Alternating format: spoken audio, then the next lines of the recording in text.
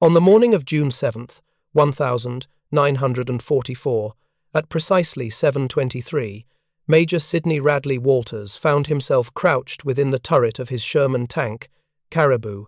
Through his periscope, he observed a German Panzer IV emerging from the hedgerow, roughly 200 yards in front of his position.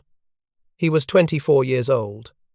This was his first day in actual combat. His tank kill record stood at 0. Meanwhile, the Panzer's 88mm gun was beginning to swivel in his direction. Radley-Walters had spent less than 2 years training on tanks. Prior to 1942, he had never laid eyes on one. The Sherbrooke Fusilier Regiment had made their landing on Juno Beach just 18 hours before this moment. Of the Shermans that made it off that beach, 11 had survived. By the time dawn arrived, 3 of those had become burning wrecks. The Germans weren't pulling back. Instead, they were launching counterattacks with armour that the Allies hadn't anticipated encountering in these kinds of numbers. Radley-Walters was in command of a squadron, 8 tanks total, each equipped with 75mm guns that simply couldn't pierce a Tiger's frontal armour, regardless of the range. The mathematics were absolutely brutal. A Tiger could eliminate a Sherman from 2,000 yards out. A Sherman, on the other hand, needed to close to within 500 yards and strike the sides or the rear. Most never managed to get that close. The Panzer IV was smaller compared to a Tiger, but it remained faster than Caribou. It had better armour, and the crew operating it had been fighting continuously since Poland. Radley-Walters had completed his graduation from Bishop's University 4 years prior. His regiment had been infantry until January of 1942. Then the Canadian Army informed them they were transitioning to armour. Not a single man in the entire unit knew what a tank even looked like. They educated themselves by studying manuals. They practiced on whatever equipment managed to arrive from England. They hoped it would prove sufficient when they eventually crossed the Channel. It wasn't sufficient. The first week spent in Normandy demonstrated that reality. The Sherbrooke Fusiliers provided support to the 3rd Canadian Infantry Division as they advanced inland from the beaches. German panzer divisions launched repeated counterattacks. Panthers, Tigers, even the older Panzer 4 seconds could engage Shermans from distances where the 75mm gun was completely useless. Allied tankers had a phrase for it: getting brewed up. The Sherman's gasoline engine would catch fire with ease. Crews had mere seconds to evacuate. By the middle of June, Radley-Walters understood the pattern. German tanks would spot them first. They would fire first. The only way a Sherman could survive was through speed, through terrain, and by reaching the enemy's flank before he could turn his gun. If you'd like to discover how Radley-Walters became the top Allied tank ace in spite of these impossible odds, please go ahead and hit that like button. It helps us share these forgotten stories with more people, and please subscribe. Back to Radley-Walters.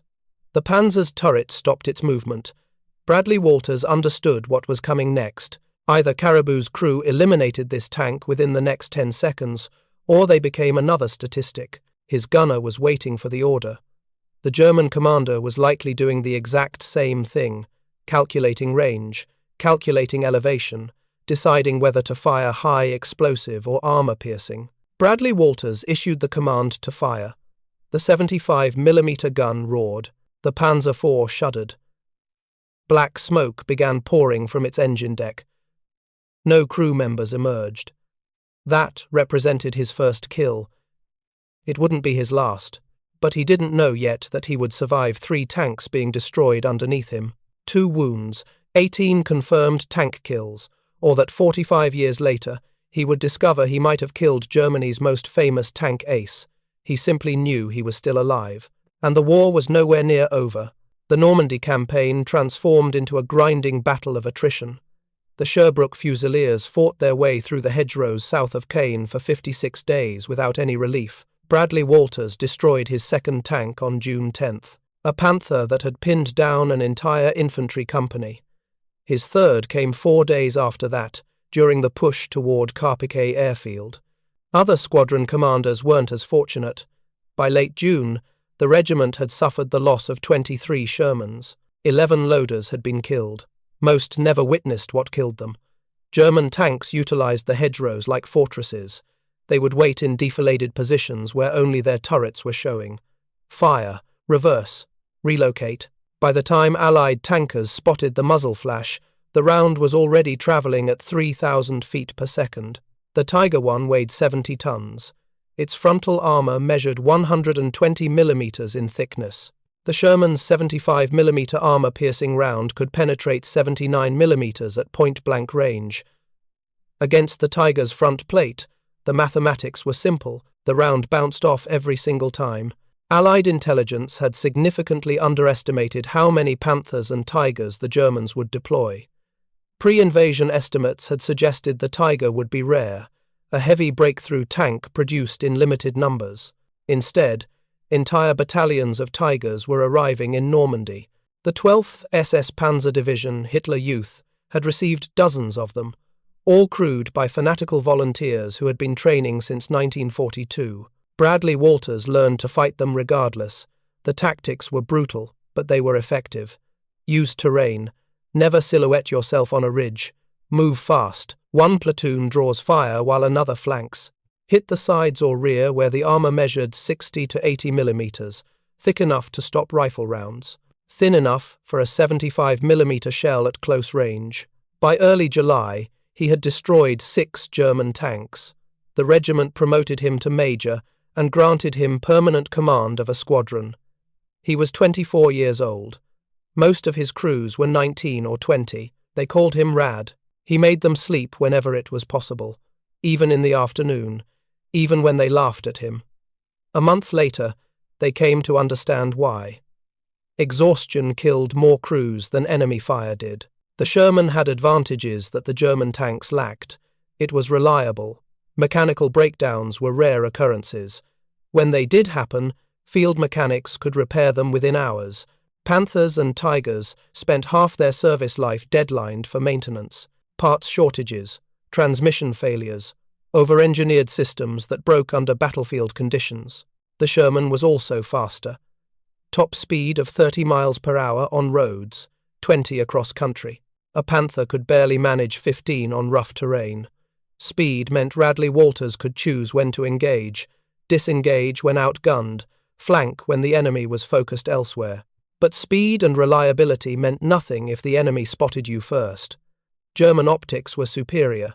Their gunners trained for years, Allied crews trained for months. The Germans also possessed another advantage: experience. Most had fought in Russia. They knew how to kill tanks. They had been doing it since 1941. On July 8th, during the assault on Caen, Radley-Walters led a squadron against German positions near Buron. Artillery had pulverized the village for 3 hours. Infantry reported light resistance. Then the Panthers appeared, 4 of them, hull down behind rubble. Radley-Walters lost 2 Shermans in the first 30 seconds. His own tank took a round through the turret side. The shell missed his head by 8 inches. It killed his loader instantly. The crew bailed out. Smoke grenades. Run. Find cover. Hope the machine guns don't catch you. He watched Caribou burn. His first tank. 11 kills. Gone. By nightfall, the regiment issued him another Sherman. He named it Caribou II. Within a week, he had added 2 more German tanks to his count. But something was changing in Normandy. Allied intelligence reported a new German unit arriving, Heavy SS Panzer Battalion 101, all Tigers, led by Germany's highest-scoring tank ace, a man with 143 confirmed kills. His name was Michael Wittmann. Michael Wittmann had become a legend in Germany. On June 13, 1944, he destroyed more than 24 British tanks and transport vehicles at Villers-Bocage in 15 minutes. His Tiger had ambushed the 7th Armoured Division's lead elements, destroyed everything in sight, then withdrew before Allied artillery could respond. German propaganda transformed him into a national hero, the Black Baron, the invincible tank commander. By early August, Wittmann commanded the 3rd Company of Heavy SS Panzer Battalion 101. His Tiger bore the number 007. He had survived 3 years of combat: Poland, France, the Eastern Front, Normandy. Most German tank aces were dead by their second year. Whitman kept accumulating kills, 143 confirmed, dozens more unconfirmed. Radley-Walters never heard Whitman's name. Allied intelligence didn't brief tank crews about specific German commanders. They briefed them about tank types, capabilities, weak points, whether the 75mm gun could penetrate at various ranges. The answer was usually no. But Radley-Walters kept destroying German armour anyway. By late July, his count had reached 11, then 13. He learned the Tigers' vulnerabilities: the air intake louvers on the rear deck, the turret ring where the armour was thinner, the lower hull sides at close range. Every German tank possessed weaknesses. You simply had to survive long enough to exploit them. The Sherbrooke Fusiliers received 2 Sherman Fireflies in mid-July. These were standard Shermans modified with British 17-pounder guns, 76.2mm bore, 5 feet longer than the American 75. High-velocity armour-piercing rounds that could penetrate a Tiger's frontal armour at reasonable combat ranges. Finally, the Allies had something that could kill German heavy tanks from the front. Radley-Walters kept the Fireflies at the rear of his formations. They looked different. The barrel was obviously longer. German gunners learned to target Fireflies first. Kill the one tank in each troop that could hurt you, then mop up the regular Shermans at leisure, so the Fireflies stayed back. Hidden, used terrain.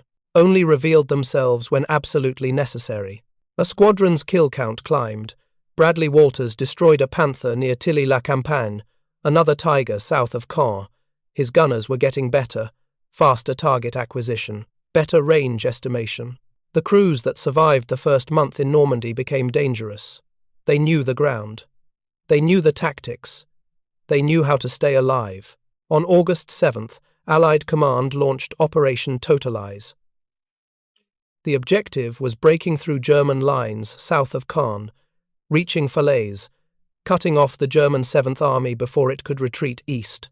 The operation would involve 4 Canadian and British armoured divisions, hundreds of tanks, thousands of infantry, heavy bomber support. The Germans knew the attack was coming. They had been preparing defensive positions for weeks. Minefields, anti-tank guns, hull-down positions for their panzers, and heavy SS Panzer Battalion 101 was moving into position. 7 Tigers. Multiple Panzer 4 seconds, self-propelled guns, all under the command of Standartenführer Kurt Meyer. Michael Whitman volunteered to lead the counterattack. The Sherbrooke Fusiliers received their orders on August 7th. A squadron would support 2nd Canadian Infantry Division. Advance at dawn, secure the high ground near Saint-Aignan-de-Cramsnil, hold it against counterattacks. Intelligence estimated moderate resistance, maybe some Panzer 4 seconds, possibly a Panther or 2. Intelligence was wrong. The Germans were sending Tigers, and one of them belonged to the highest-scoring tank ace in the Wehrmacht. Radley-Walters didn't know any of this. He simply knew that by dawn on August 8th, his squadron would be in position behind a chateau's stone walls, near a village called Gaumersnil. 8 Shermans, 2 of them Fireflies, waiting for whatever the Germans sent. He had no idea he was about to face a legend.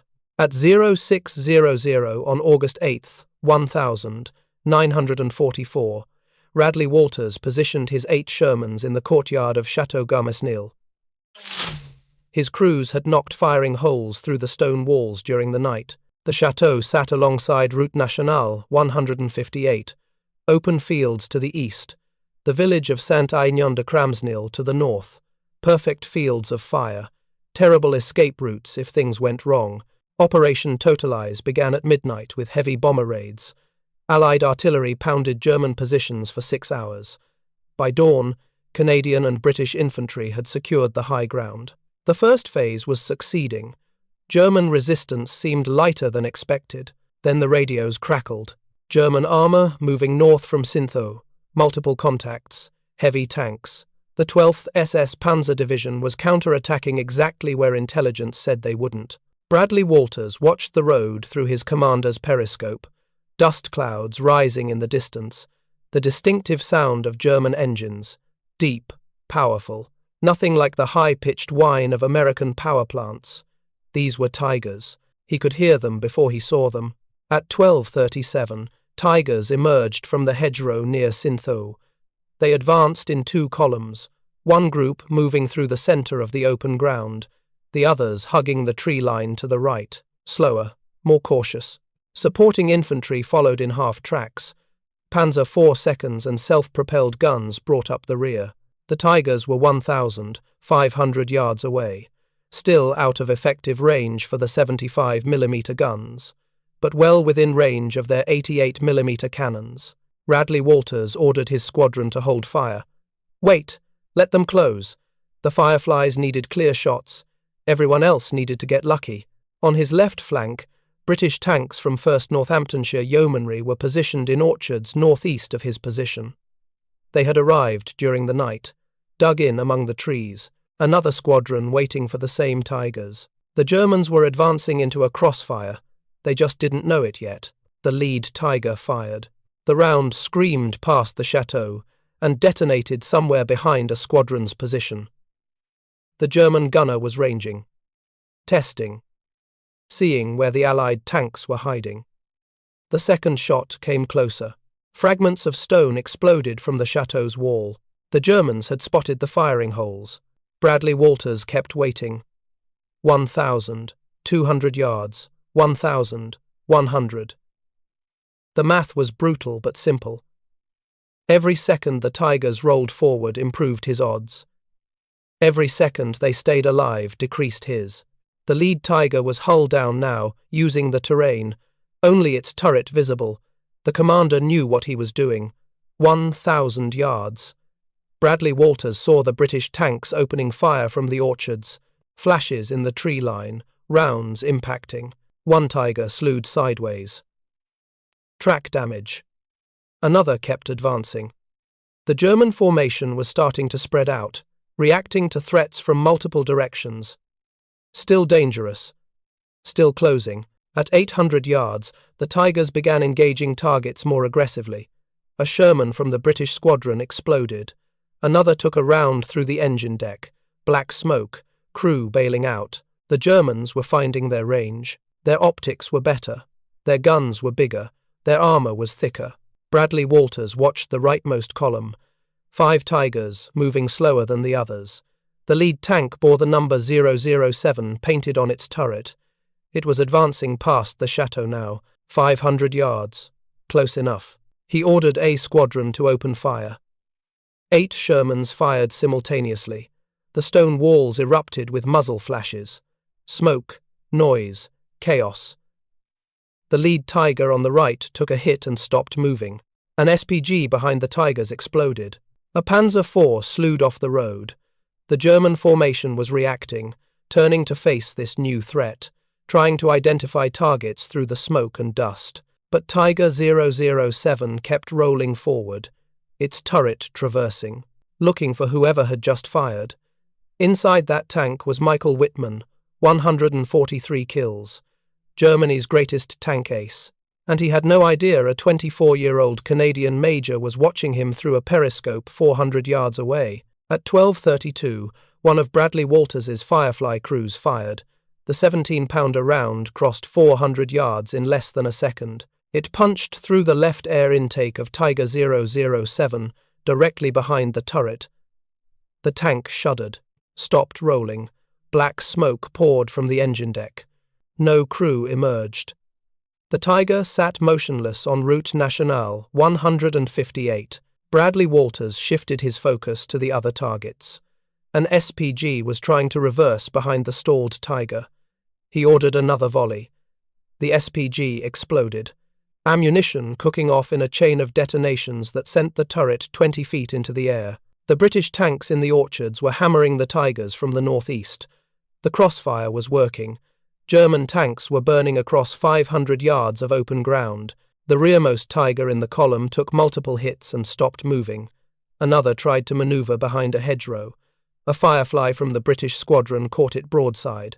Penetration, catastrophic kill. 3 minutes into the engagement, Tiger 007 exploded. Not a normal fire, a massive detonation that hurled the turret completely off the hull. The blast wave shook the chateau walls. Ammunition storage had ignited. Fuel tanks ruptured. The entire vehicle disintegrated in a fireball that sent debris raining across the road. Radley-Walters kept his gunners firing. A Panzer IV was trying to escape south. 2 Shermans tracked it. Hits on the rear deck. Engine fire. Crew bailing out. Another Tiger was retreating towards Syntho. Damaged track. Moving slowly. The British caught it with multiple rounds. It ground to a halt and began burning. By 12:40, the German counterattack had collapsed. 7 Tigers had advanced north. 5 were destroyed or disabled. The survivors were retreating. Panzer IV seconds abandoned on the road. SPGs burning. Infantry scattered across the fields. The 12th SS Panzer Division's thrust had been shattered in 10 minutes of coordinated fire. A squadron had lost no tanks. 2 crew members wounded from fragments. 1 Sherman damaged by a near miss. But every vehicle was still operational.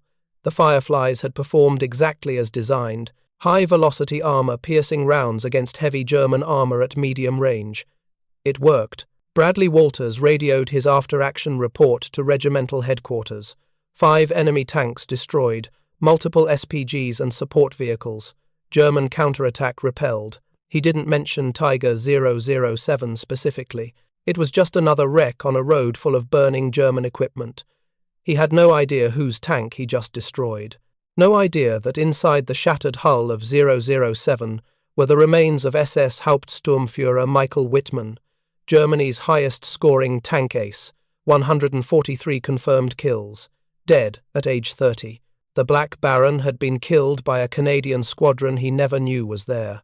Wittmann's body wouldn't be found until 1983. Road construction crews discovered the remains. Forensic analysis confirmed his identity. By then, British tankers from Northamptonshire had claimed credit for killing him. Their gunner, Joe Ekins, had destroyed 3 Tigers that day. Everyone assumed one was Wittmann's. But battlefield analysis told a different story. The British were positioned over 1,000 yards away. The Canadians were at 500 yards or less. The angle of penetration on Tiger 007 matched the Canadian position, not the British. The fatal shot came from Chateau Gumsnil, from one of Radley-Walters's Fireflies. He wouldn't learn any of this for 45 years. In 1989, French civilians from the area approached him during a memorial visit, asked if he remembered August 8th, told him he had killed Wittmann. Radley-Walters had never heard the name, didn't know German tank aces, didn't care. His job was destroying German armor, not learning their commander biographies. By mid-August 1944, his kill count had reached 14. The Falaise Gap was closing. German forces were trapped, trying to escape east. The Sherbrooke Fusiliers pursued them through collapsing defensive lines. More Panthers destroyed, more Tigers abandoned. The Wehrmacht was bleeding armor it couldn't replace. Radley-Walters had survived 3 months in Normandy. But the war wasn't over, and his luck was about to run out again. On August 21st, Radley-Walters's 2nd Sherman took a Panther round through the turret during the fighting near Trun. The shell penetrated the right side, killed his gunner, wounded Radley-Walters in the face and hands. Fragments sliced open his scalp. 36 stitches later, field medics cleared him to return to duty. He was back in a tank within 2 days. Caribou 3. His crew stopped naming the Shermans after the first 2 burned. Bad luck. Radley-Walters didn't care about names. He cared about crew survival, armor protection, ammunition storage. The wet storage modification was finally arriving. Ammunition racks surrounded by water jackets. It reduced the chances of catastrophic fire after penetration. Not eliminated, reduced. The Falaise Gap closed on August 21st. 50,000 German soldiers surrendered. Thousands more died trying to escape. The roads were choked with destroyed vehicles, dead horses, abandoned equipment. Allied fighter bombers had turned the retreat into a massacre. Typhoons with rockets, P-47 Thunderbolts with bombs. German armor couldn't move during daylight without being destroyed from above. Radley-Walters added 3 more kills during the Falaise fighting. A Panther caught in the open, 2 Panzer IV seconds trying to cover the retreat. 16 confirmed, the highest count in the Canadian Armoured Corps. The regiment promoted him to lieutenant colonel in the field. At 24, he was one of the youngest commanders in the Canadian Army. By September, the Allies were pushing into Belgium and Holland. The Sherbrooke Fusiliers advanced through liberated villages where civilians threw flowers at the tanks, offered wine, bread, anything they had. The reception lasted 3 days. Then the Germans counterattacked near the Scheldt estuary. More Tigers, more Panthers. The Wehrmacht was pulling units from the Eastern Front. Veteran crews, battle-hardened, fighting defensive actions where they knew the ground, where they could use terrain and ambush tactics. The easy victories of August were over. Radley-Walters' 3rd Sherman was destroyed in October near the Leopold Canal, not by a tank, by a mine. His scout car hit a teller-mine during reconnaissance. The blast knocked him unconscious, threw him 15 feet, killed the driver, wounded 2 others. When he woke up in a field hospital, his ears were bleeding. Concussion. Possible skull fracture. The doctors wanted to evacuate him to England. He refused, returned to the regiment after a week, took command of Caribou 4. The crews had started calling every tank Caribou regardless of what the quartermaster painted on the hull. If Rad was in it, it was Caribou. Simple as that. By November, his kill count reached 17. A Tiger near Nijmegen caught from behind during a German withdrawal. The crew bailed out before the ammunition exploded. Smart. Most German tankers were learning that survival mattered more than heroism. The war was lost. Everyone knew it. Fighting to the death accomplished nothing. Winter came early in 1944. Snow, freezing rain, mud that stopped tanks better than any mine. The advance slowed. German resistance stiffened. They were defending their homeland now. Every kilometre cost more Allied lives. On December 16th, the Germans launched their final major offensive in the west, the Ardennes, the Battle of the Bulge, 50 divisions attacking through fog and snow, catching American forces by surprise, destroying hundreds of vehicles, creating chaos across a 100-mile front. The Sherbrooke Fusiliers were in Holland, too far north to reach the Ardennes quickly, but German attacks were spreading, probing, testing, looking for weaknesses. A Panther company hit Canadian positions near Grosbeak on December 20th. Radley-Walters engaged at 700 yards. His gunner fired 3 rounds, 2 hits. The Panther slewed sideways. Turret jammed. Crew evacuating. His 18th confirmed kill, the highest count of any Western Allied tank commander, a record he would hold for the rest of the war. But he still had 5 months of fighting ahead, and Germany wasn't surrendering yet. By January 1945, the Sherbrooke Fusiliers were advancing into Germany itself, the Rhine River crossings, the industrial cities of the Ruhr, villages that looked nothing like France or Belgium, no cheering civilians, no flowers, just silence. Fear. White flags hanging from windows. German resistance was collapsing. Not everywhere, not all at once, but the pattern was clear. Fewer counterattacks, more surrenders. Tank crews abandoning their Panthers and Tigers because there was no fuel, no ammunition, no spare parts. The Wehrmacht was dying from logistical starvation. Radley-Walters didn't add to his kill count after December, not because the fighting stopped, because German armour stopped appearing. The tanks he encountered were already disabled, abandoned, pushed off roads to clear traffic. The Luftwaffe was gone. Allied aircraft owned the skies. German armour couldn't move during daylight without being destroyed from above before any ground engagement began. The Sherbrooke Fusiliers crossed the Rhine in March, advanced through the Ruhr pocket in April, encountered thousands of German soldiers walking west to surrender to the Americans or Canadians, anything to avoid the Soviets approaching from the east. Most were teenagers or men over 40. The veterans were dead or in Soviet prison camps or scattered across a continent. On May 7th, 1945, Germany surrendered unconditionally. The war in Europe was over. Radley-Walters was 25 years old, a lieutenant colonel commanding a regiment, 18 confirmed tank kills, dozens of other armoured vehicles destroyed, 3 Shermans lost under his command, 2 wounds, 1 concussion. He had survived 56 continuous days of combat in Normandy. 9 months of additional fighting across France, Belgium, Holland, and Germany. The Sherbrooke Fusiliers became part of the Allied occupation force in Germany. Garrison duty, policing displaced persons, preventing revenge killings. Radley-Walters spent July 1945 learning how to be a peacetime officer, training replacements who had never seen combat, processing paperwork, missing the adrenaline and terror and clarity of war. The Canadian government awarded him the Distinguished Service Order and Military Cross, recognizing his leadership and gallantry as a squadron commander. The citations mentioned specific actions: the assault on Caen in July, the Falaise Gap in August, multiple engagements where his tactical decisions saved lives, protected infantry, accomplished objectives against superior German armor. He returned to Canada in 1946, married Patricia. They had 4 sons. Radley-Walters called them the tank crew. He stayed in the army, rose through the ranks, served in peacekeeping missions in Cyprus and Egypt, became commanding officer of the 8th Canadian Hussars in 1957, attended the NATO Defense College in Paris, promoted to colonel, then brigadier general, retired in 1974 after 34 years of service. The French government made him an officer of the Legion of Honor. Canada appointed him Commander of Military Merit.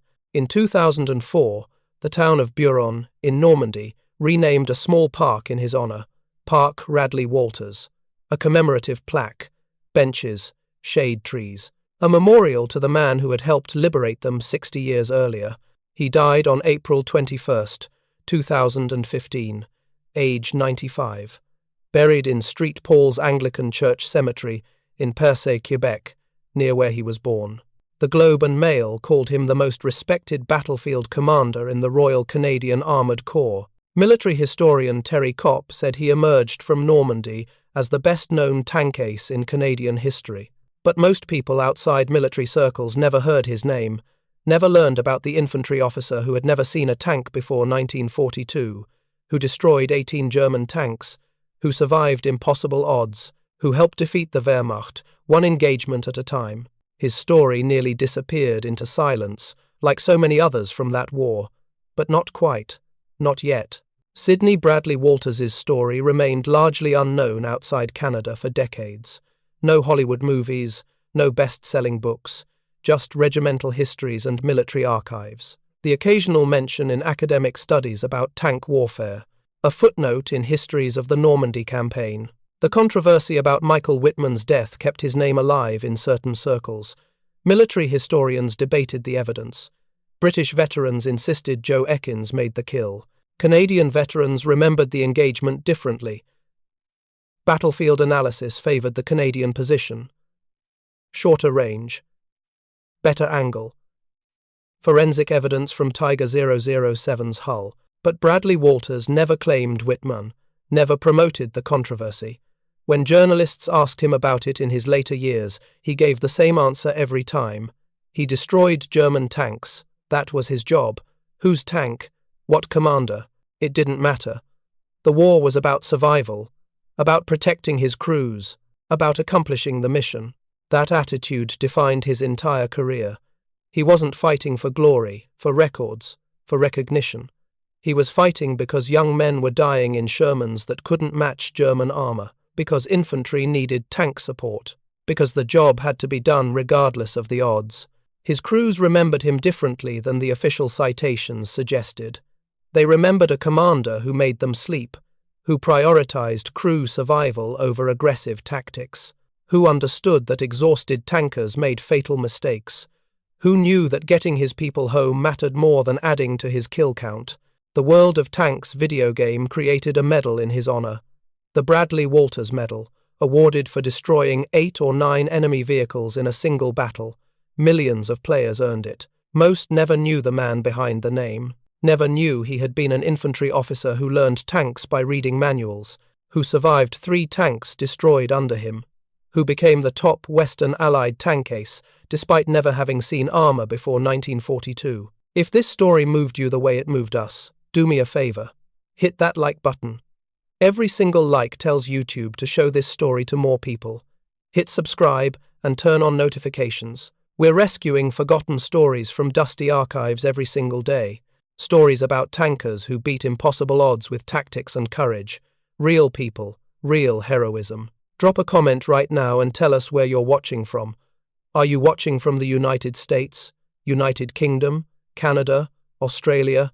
Our community stretches across the entire world. You're not just a viewer, you're part of keeping these memories alive. Tell us your location. Tell us if someone in your family served. Just let us know you're here. Thank you for watching, and thank you for making sure Sydney Radley-Walters doesn't disappear into silence. These men deserve to be remembered, and you're helping make that happen.